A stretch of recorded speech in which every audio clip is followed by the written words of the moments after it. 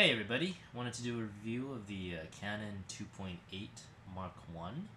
That's a long-term review. I've had this for about 2.5 years now, and it's, for the most part, have been sitting in my case for a really long time. I didn't know what to do with it, and I think finally once, other than sports and graduations and, the occasional birds, I didn't quite know how to use it. It was just too big and bulky. It took up a lot of room in the bag, and it attracted way too much attention.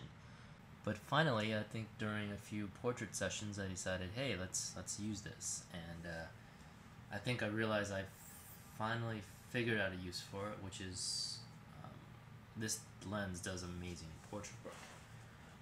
So here's the case. It looks like a makeup bag.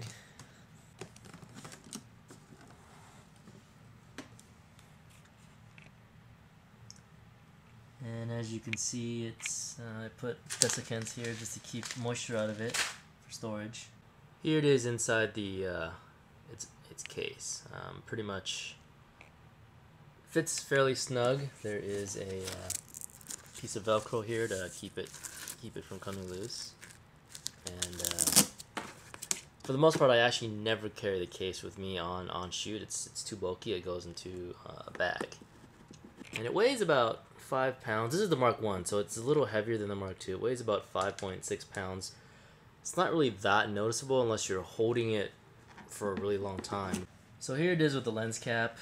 It's a leather piece with a piece of plastic in front for protection. It's kind of hard. No regular lens cap can actually hold this because the front element is so large. And so it comes out kind of easily. There it is. So here is the front element. As you can see, the diameter's larger than my fist for the most part. I always take it out with the hood. The hood protects it. It's probably the only level of protection it is going to get, so it is in everybody's best interest to keep the hood on in its hooded position. And it makes it look a lot larger than it really is, but I really don't care. It's to protect my investment. So there's a few buttons and controls of which I actually never use. These buttons here, if you want to keep presets for the distance of your subject, you can have a few presets. Stabilizer on, off, autofocus, manual focus, and the distance in meters from your subject, just to make focusing a lot faster.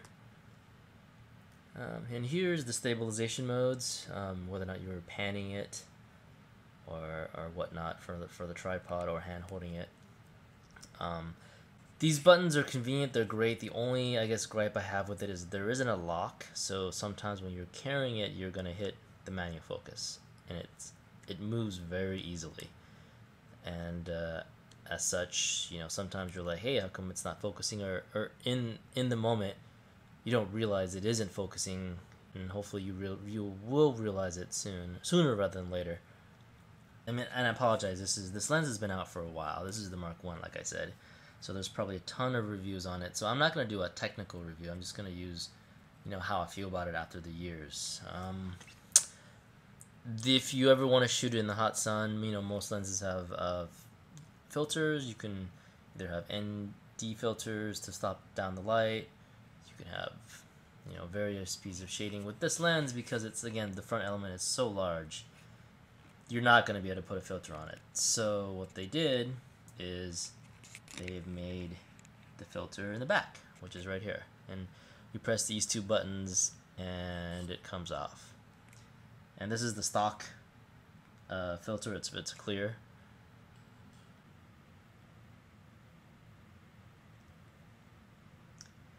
So here's all three lenses side by side for scale. The 300mm is to the left, and then there's my 200mm 70 to 200 2.8, and that's the first lens I ever bought. This is the Mark 1 version. It's a little bit smaller, it's a lot thinner, and definitely a lot lighter. And then finally, that is my 200mm 2.8 prime. The 300mm does a phenomenal job doing, portraits or when you need the extra reach. I guess the only problem is if you don't like, unwanted attention, then it's not the lens for you. It's people will ask, hey, or people will wonder what's going on, what are you there for. It does attract a lot of attention. So if you're, you want to be kind of incognito, just kind of take the shots and go, then that's not the lens for you. I think I don't have any other issues with my 300 other than the fact that I feel like I need to baby it. It's just simply, it's built like a tank. It's pretty strong, but like I said, there's no lens hood.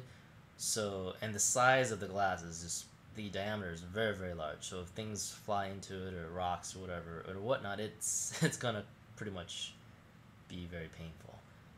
The other, I guess, drawback of this is it requires its own bag. I've switched to a think tank speed belts for shooting, and for events, I can't bring this with me because it has to have its own giant carry bag with it.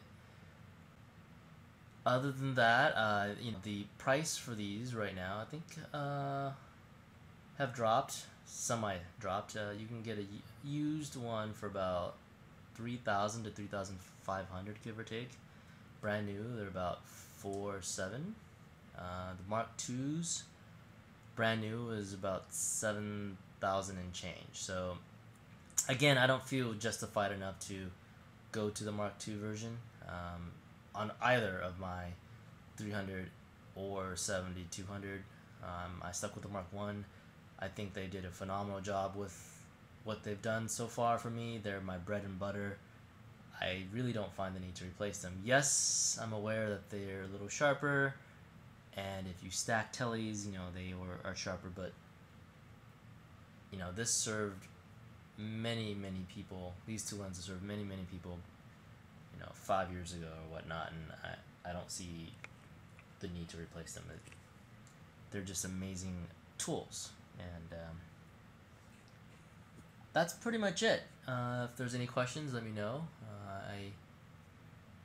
Again, this is not a technical review. I'm not here to discuss the merits of the Mark 1 versus the Mark 2. This is more of I've owned this for a good 2.5 years now. What are my thoughts on it? How often do I use it? And, quite frankly, I don't use it often at all. Maybe a handful of times a year. But when I do use it, it does an amazing job, and I'm glad I have it as part of my toolkit, simply because I think it could reach where you normally couldn't reach, or it does the portraits with a look that you wouldn't get with the 200mm, and that kind of sets you apart from maybe some of the other photographers, I think, simply because the barrier to entry. I mean, this lens is not cheap, but conversely, if you can buy the most expensive lenses and not know what to do with your cameras or how to use your tools, and it doesn't matter, your photos will still suck.